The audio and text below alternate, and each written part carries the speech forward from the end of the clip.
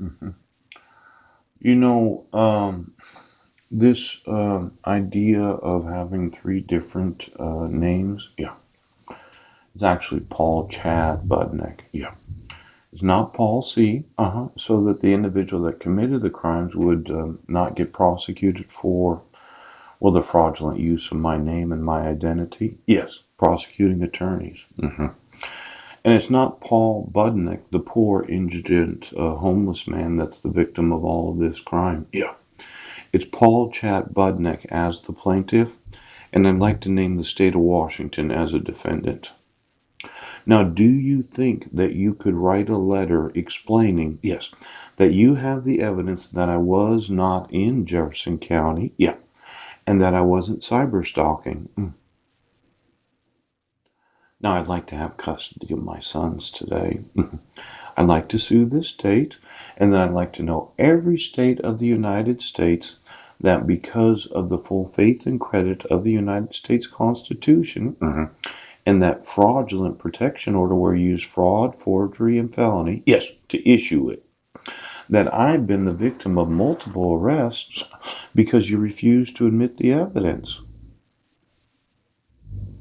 Well, you can write one letter and then just make approximately probably two to 300,000 photocopies of it, and you can send it to every individual in this nation that has a right to know those mental health evaluations. Well, you better start licking envelopes, pooch, because I'll tell you, you'll be sending letters for the next 10 years. Now, there's what's known as a reprimand.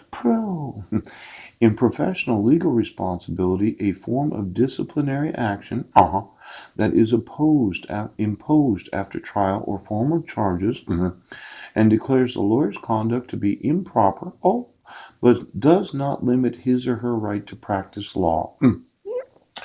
Could you send a letter to the Washington State Bar Association? Yes.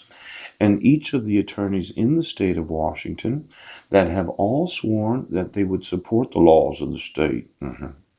Now, I gave you a copy of the attorney oath, and I just wanted to make sure that if any of them ever defend me or prosecute me, yes. See, it says Paul Budnick, the poor indigent pauper. Yes. But the truth is, yeah, the Superior Court case summary, what name was used when petitioning the court for a dissolution of marriage? Yes.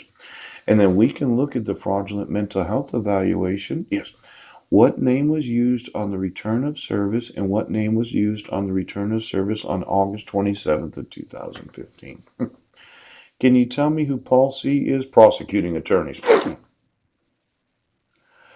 Well, I'm going to need to know the name on each of these return of services. Yes, sheriff's return of service not served. Yeah. See, you have a system, right, where there's Paul Chad Budnick. Yes, right here.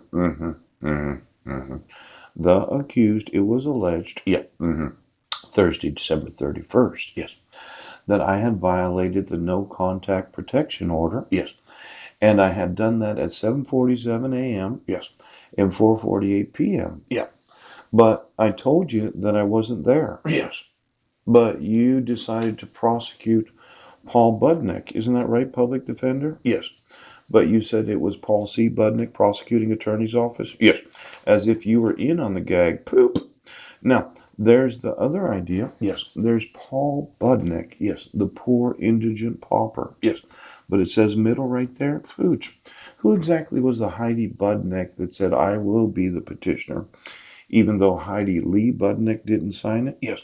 Was there Heidi the Fat that happens to live in Clallam County? See, I had seen a woman on the bus that looked like my wife when I was traveling back from Jefferson County after one of the court hearings. Yes. That was going to tell me that she was my wife, but she was very obese. Yes. One of these fat lookalikes that didn't look like my wife.